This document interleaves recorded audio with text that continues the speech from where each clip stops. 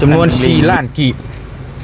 ทางเบาสายฝนฝากมาให้เป็นผู้ใหญ่ใจบุญดูทั้งต่างประเทศ4 ล้านกีบไปให้น้องเพิ่นเนาะแต่ดุมันนี่บ่ได้อยู่ซื่อเนาะป้าเท่าการซอยมีชื่อซอยเพิ่นอันนี้เพิ่นเอาให้เพิ่นเอาให้เมื่อกวดเอาข่อยก็มีแนวมาฝากคือกัน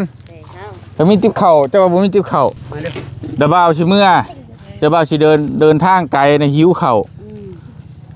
แล้วบ่าวขอข้าวกินได้บ่ได้ได้บ่ได้อันยัดเปิดเบิ่งดูเปิดเบิ่งดูของน้องเก็บไว้เอาเงินไปซื้อหยังก็ได้ที่เจ้าจักได้เด้อได้ให้ขอบใจเด้อจะได้ใจดีความเจ็บอย่าหายความใครอย่ามีให้ร่ำให้รวยสาธุ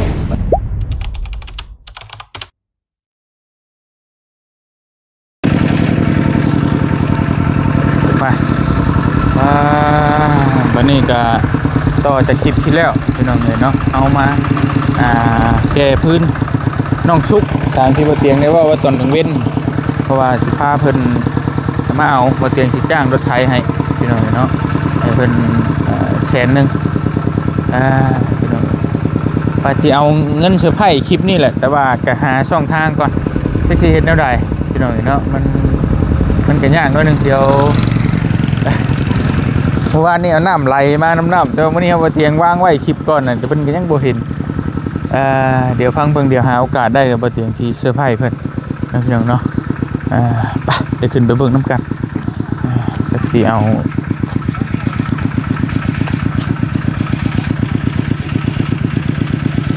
เดี๋ยวจะสิเฮ็ดโหมดใดนะพี่น้องเนาะเดี๋ยวไปเบิ่งก่อน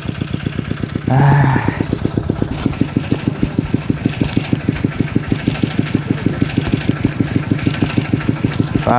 เดี๋ยวกันเนาะ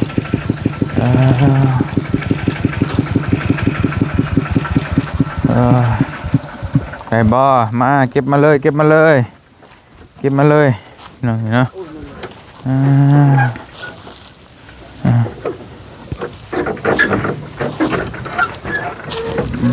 สบายดีอีกรอบน้องซุกน้องน้องปักอึกน้องว่าบุเป็นไม่ทันไรเก็บมานี่น้อยเดียวหันเดียว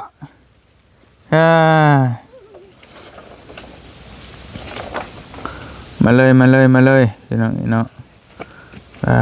โตมาแบกมา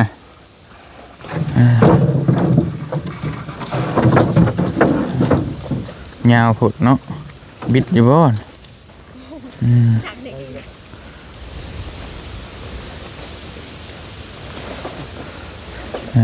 รถไถพี่น้องเพิ่นพี่น้องเดี๋ยวเตียงจะเติมน้ำมันให้เพิ่นนั่นแหละเนาะ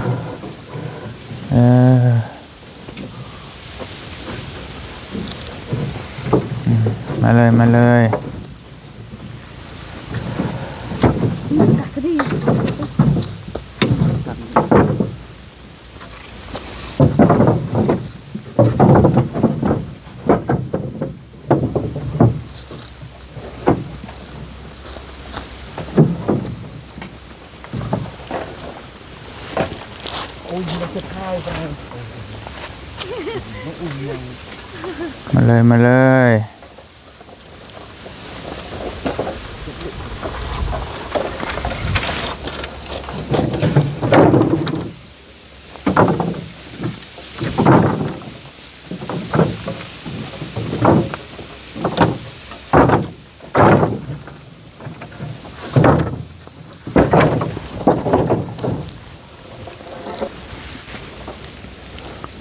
มาพี่น้องเลยเนาะมาเลย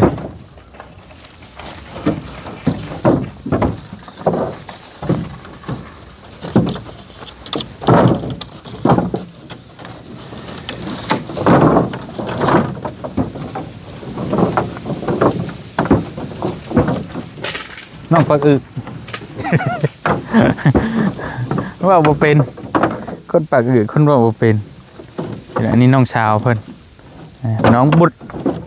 บุษบา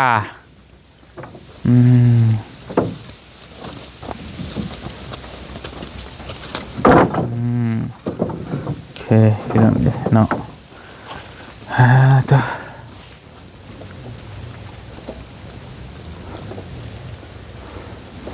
โอ้เป็นกองไว้อันนี้เจนเจ้าไปเจ้ามันพี่น้องเนาะเป็นของไฟของมันนะกองไฟของมันเพิ่นไปหาเก็บเอา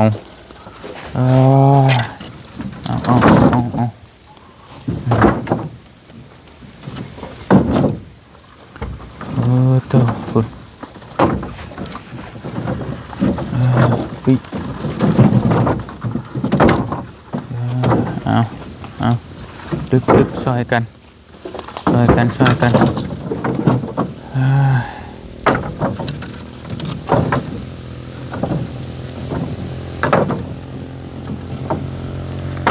น้องเนาะ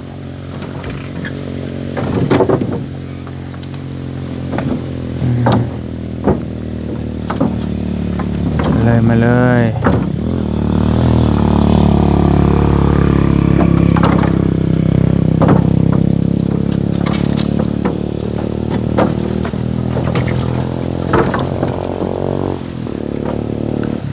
เพิ่นก็หาเก็บพี่แหละเพิ่นทางให้ทางสวนแล้วก็ตัดออกเพิ่นปลูกไม่บิ๊กหรือว่าไม่โยคาเป็นนำมาไว้เนาะแล้วก็เก็บเอาเมื่อบานเนาะไปแค่เดียวเบิดแล้วแป๊บเดียวเก็บหน่อยเพิ่นได้เก็บผู้เดียวเพิ่นมาเก็บผู้เดียวเพิ่นแต่ก็แบบเนาะ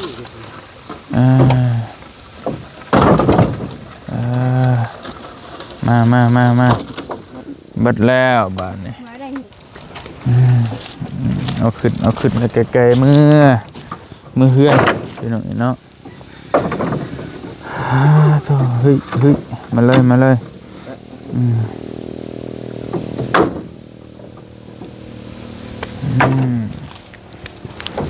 ก็อย่างเลยจากคุบตะ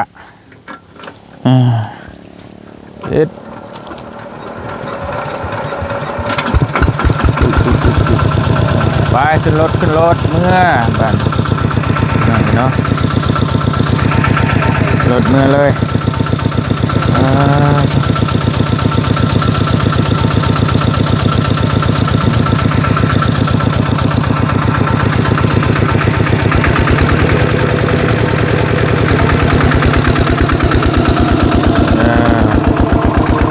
แกซอยไปท่านดึงลิงเมื่อแล้วคนที่เราเลยเนาะไป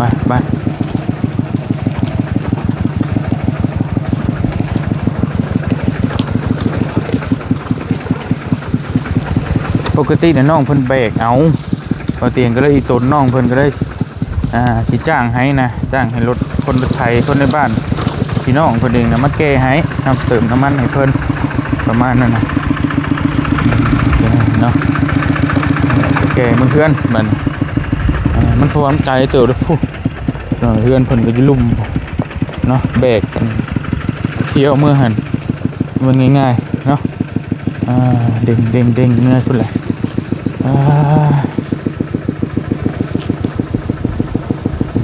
ไปกลับก่อนไปเดี๋ยวไปเตียงเมื่อตามหลังพี่น้องเลยพี่น้องเลยจะชิเสื้อผ้าเนี่ยใดเนาะเอากับจักคุมเห็ดนี่แต่ว่าเสียเงินใส่กระเป๋านี่อันเงินใส่ติ๊บเข่านี่จำนวน4 ล้านกีบทางเบาใส่ฝนฝากมาให้เป็นผู้ใหญ่ใจบุญดูทั้งต่างประเทศ4 ล้านกีบไปให้น้องเพื่อนเนาะแต่ใส่ติ๊บเข่านี่บ่เตียงที่เห็ดตั้งจี้ว่าขอเข่าน้องเพิ่นกินนะจะคล้ายว่าหิวเข่าแปลว่าชิมยัดให้น้องเพิ่นยัดเข่าให้ไปกินน้ำทางอย่างประมาณนี้นะไปลองเลยเนาะได้เห็นน้องเพิ่นเปิดเจอก็ประมาณนี้แหละมันค่ำเลยเวลาจำกัดพี่น้องเลยจะคิดเสื้อผ้าน้องเพิ่นเท่าใด บ่ได้อยู่ซื่อๆเบิดมื้อเบิดเว้นเนาะโธ่ลึกดีแล้วน้องเพิ่นก็ดุเป็นคนดุดีแล้วกำลังน้อย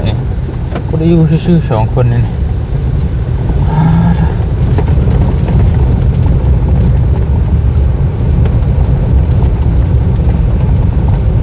ไป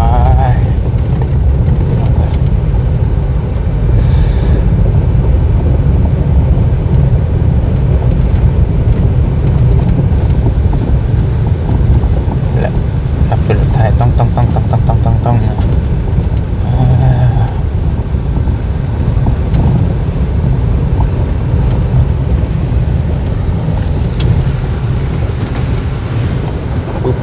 ปึ๊บ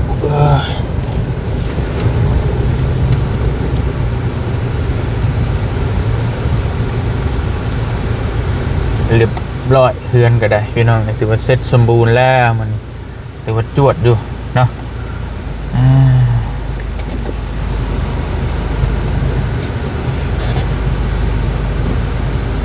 จวดจัดอยู่พี่น้องตัว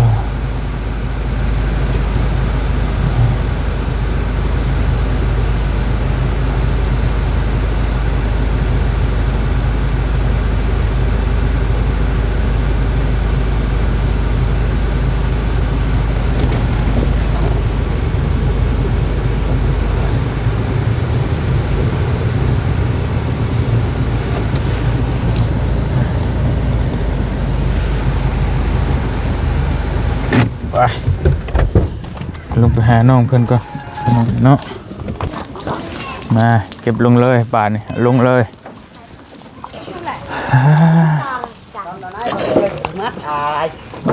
นี่ยังกันน่ะ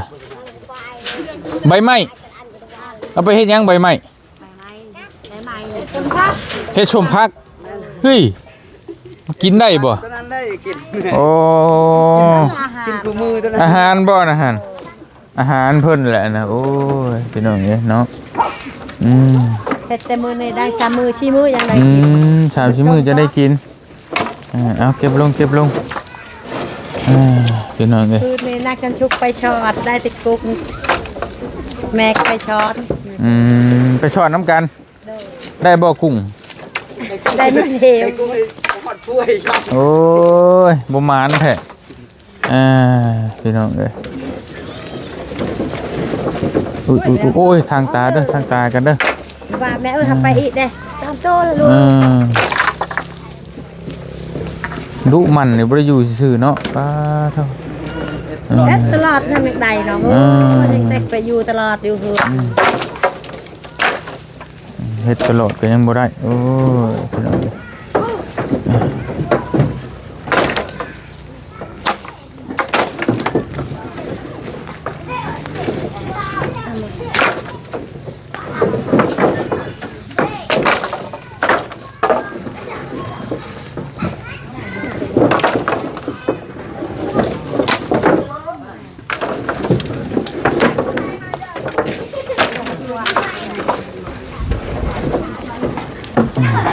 ลงซอยกัน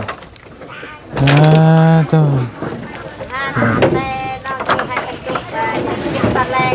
โอ้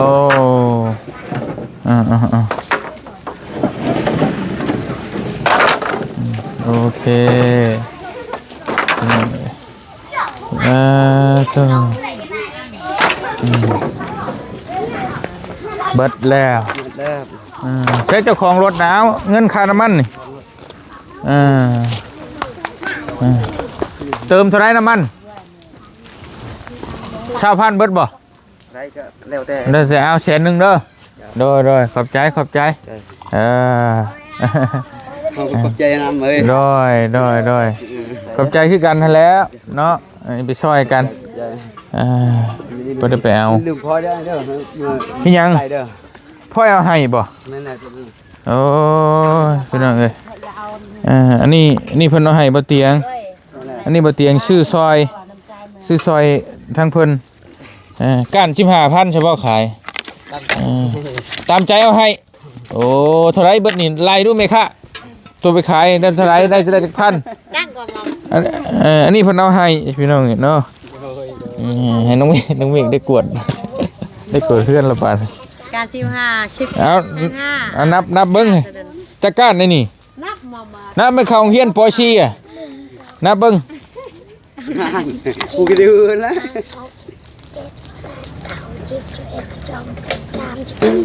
14เท่าไรชุกฮะเอาบ่ฮู้ได้สิติงสิจ่ายทึกกันน่ะตัวไปขายได้ทั้งเทื่อเขาสิเอาเงินให้ถามเบิดนี่เท่าไรเจ้าสิว่าจังได๋เออเท่าไรว่าเบิ่งดูบักล่ะ ป้าละนัด ฮะ อ้าวล่ะ ไผไล่ถึกให้กินขนมไล่มาไล่ถึกมา ไปอะไรไปเลย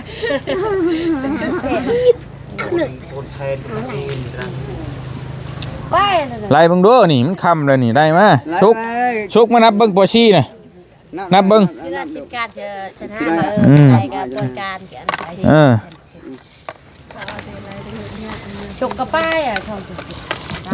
ไม่การพ่อยนี่ซื้อซอยเพิ่นอันนี้เพิ่นเอาให้เพิ่นเอาให้เมื่อกวด ผักบ่าวนั่นชอบการฟังเรานี่เด้อฟังเราชอบการเอา12จะนำผักให้บ่าวนั่นนะ บอลลี่บ่ ไม่แน่ อ๋อเพิ่นสิฝากให้บอลลี่ บอลลี่ชอบการ เออ เด้อลูกเด้อ เอากระไรเบิ่งเหลือเท่าไรบอลลี่2ก้านเหลือเท่าไรบัดนี้ชุก ผักมัด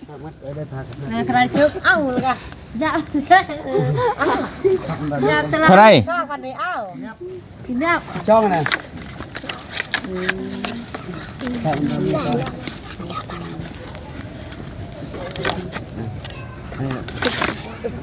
เท่าไรฮะ ชีวิตน่ะเอาแล้วบ่ได้เงินดอกมัน 10 ช่องแล้วเท่าไรเงินฮะเอาบ่ฮู้เขาได้สิจ่ายเงินให้เจ้าได้แล้วบัดนี้เจ้าบ่ฮู้ฉันชิบแล้วเหลือๆนะ 10แม่นบ่10ก้านมันก็150,000แล้วอันนี้12ก้านไผไล่ถึกให้กินขนมว้าวมาเป็นบ่130บ่พอได้ไผไล่ถึกมาไว้ไผไล่ถึกชุก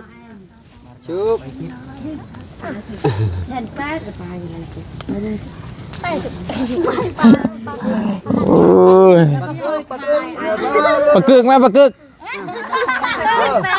ฮะ8แน่ใจบ่แน่ใจก็มาเอาเงินเนี่ยอ้าวห้องไผ่พ่อยห้องไผ่ พอชุก นบมือด้วยนบมือเอาบ่ต้องท่อนเด้อโอเคโอ้ยเนาะเอามาใช้รถให้ระบ้าเอามาไปใช้รถเลยไปลูกมัดก่อนก็ได้ละมัดให้ดู มัดก่อนไป มัดใส่กันก็ได้ชุกอ่ะ เอาอย่างลูกไปมัดฉันแช่ด้วยช่องให้ได้ช่องแช่เหมือนมันเอาใจขึ้นนะมาถูกเอา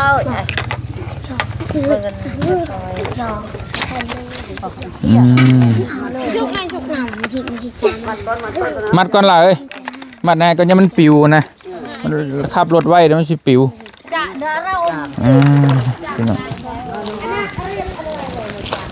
โอ้ยเนาะ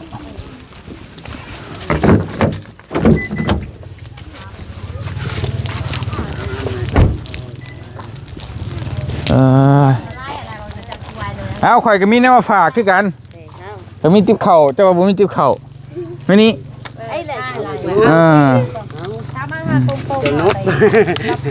นั่งลงเดี๋ยวบ่าวสิเมื่อเดี๋ยวบ่าวสิเดินทางไกลในหิวเข่าแล้วบ่าวขอเข่ากินได้บ่ได้ได้บ่ได้เอายัดใช่นี่เด้อ เปิดบุงดูเปิดบุงดูเอาเงินชื่อเขาได้ว่าชำนี่นับบุงดูฮะ ให้คือลูก อย่าไปนะ ให้อายก่อนลูก ตบนึง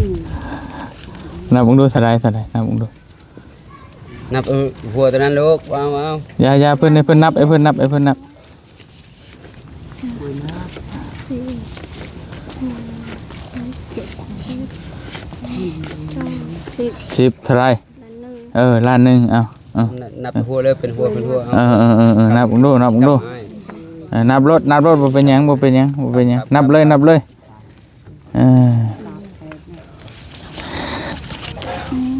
กินไปเกยป่ะจะได้ดิเบิดง่ายจังเลยดังนะ 7 8 9 10 เท่าไร ล้านหนึ่ง ล้านหนึ่งเป็นเท่าไร ล้านนี่ค่ะตัวเองเอาไปมาบ่นม7 8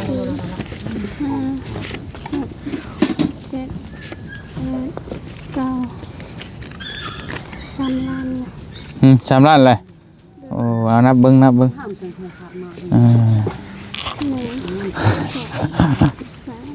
กันเลยพี่น้อง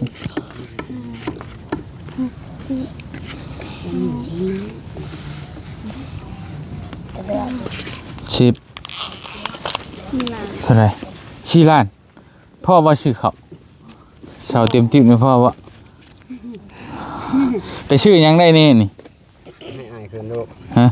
เอาไปยายคือพี่น้องเห็นเนาะพ่ออยู่บ่ชื่อเสื้อผ้าพ่อบ่พ่อก็เอาไว้ ไว้อายก่อนอายชอยชำนี้ก็ดีใจนำแล้ว สมมติว่าเป็นของน้องอีดีน้องดีใจวะดีใจ นี่ก็ดีใจแล้ว เบิ่งนี่ไม่กันพี่น้องเห็นเนาะสมมติว่ามันเป็นอีดีได้ใช่ไหมเฮ็ดอะไรสมมติว่าเป็นเงินน้องอีดีเฮ็ดอะไรโอ้โหไปเฮ็ดงานจังมือจังสิได้ใช่ไหมไปหาได้จังสิได้ รายเดือนนี้ รายเดือนเลย ดู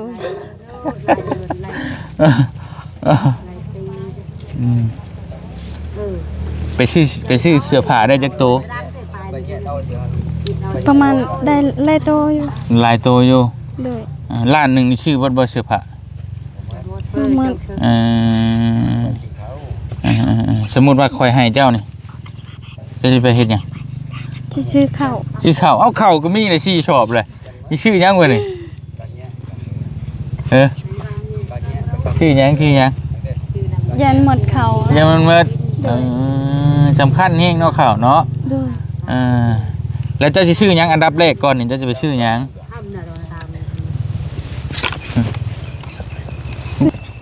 ชื่อข้าวได้ข้าวก็มีเลยชื่อชอบยันมันหมด ชิงเจ้าอยากได้นะเจ้าอยากได้หยัง อยากได้เขื่อน อยากได้คือ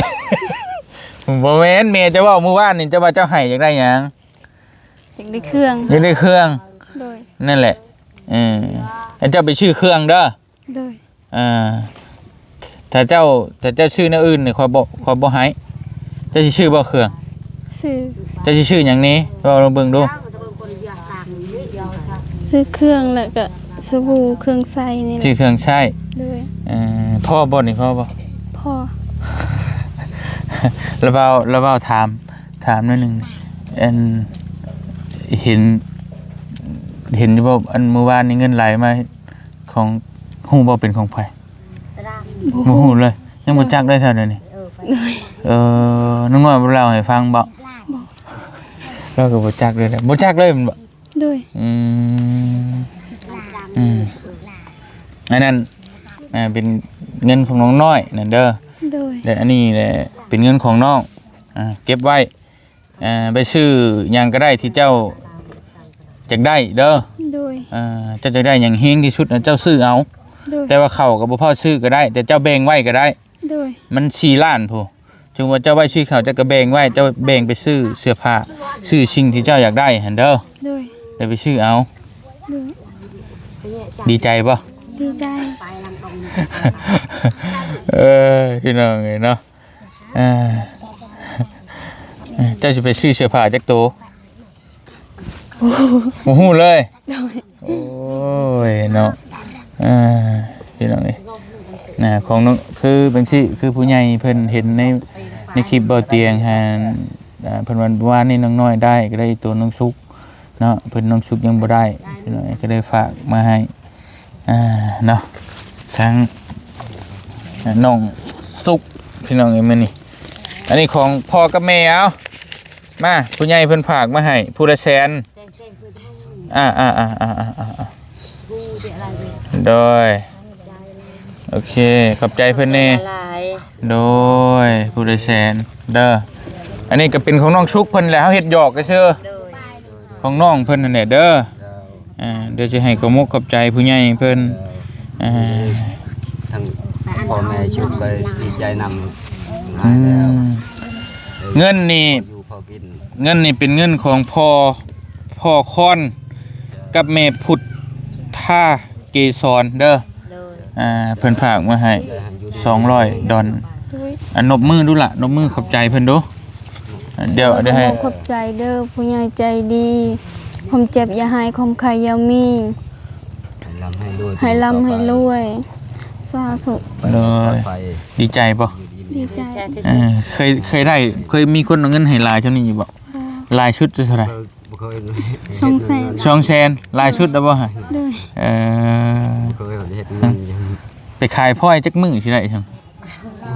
โอ้โหเลยวันปีก็บ่ได้บ่แต่หับยางเขา2ชั้นนึง50ก็ให้ฮู้จะทำนั่นมีที่จำนั่งแชนชาววัดชุดแพงและแชนชาวแชนชาวแต่ละมือแต่ว่าพอสิได้เก็บเป็นก้อนเนาะได้มาแล้วก็ซื้อเนาะเจ้าชื่อเขาโลเอามีแต่ไปซื้อเอาเด้อเสื้อผ้าเสื้อส่งเสื้อไหมแต่ซื้อแล้วไปซื้อเอาตลาดเชฟโปนแล้วว่าบ่มีเวลาพาไปในตัวชวนไผก็ได้ไปซื้อเอาเด้อตะกี้เพิ่นว่าจะให้บ่เตียงพาไปซื้อแต่ว่าบ่เตียงบ่มีเวลาบ่เตียงสิกลับลงแหละสิลงสวรรค์เขตมื้อนี้เฮ็ดเฮือนให้เจ้าแล้วก็สิลงละก็เลยบ่มีเวลาแต่ว่าปลอดภัยโดยเจ็บอย่าได้คำคายอย่ามีโดยวัดไหลมาเวลาไหลเข้านะอายเด้อสาธุมุขขอบใจได้หลายไปเด้อฉันเด้อไอ้กับป้าเด้อโดยอยู่ดีมีแฮงไปใช้อนาวัดปลอดภัยโดยไม่เด้อไปพี่น้องเอ้ยมีแต่บ่เตียงกะสิขอตัวเดินทางกลับก่อนมันค่ำมืดตื่นตาเด้อแต่ในก็ขอบคุณพ่อกับแม่ได้หลายขออยู่ดีมีแฮงความเจ็บจะได้ความไข่จะมีขอให้ร่ำให้รวยให้โชคให้มานเดินทางกันแต่ใดก็ตลอดปลอดภัยเด้อเนาะสาธุมุขขอบใจละลายไปเสร็จสำเร็จเสร็จสิ้นภารกิจเนาะเรียบร้อยไปหน่อยค่ำมืดตื่นตาแล้วก็มีแต่เดินทางกลับเนาะสบายเด้ออยู่ดีมีแฮงปัจจุบันทุกคนพี่น้องเลยบ๊ายบาย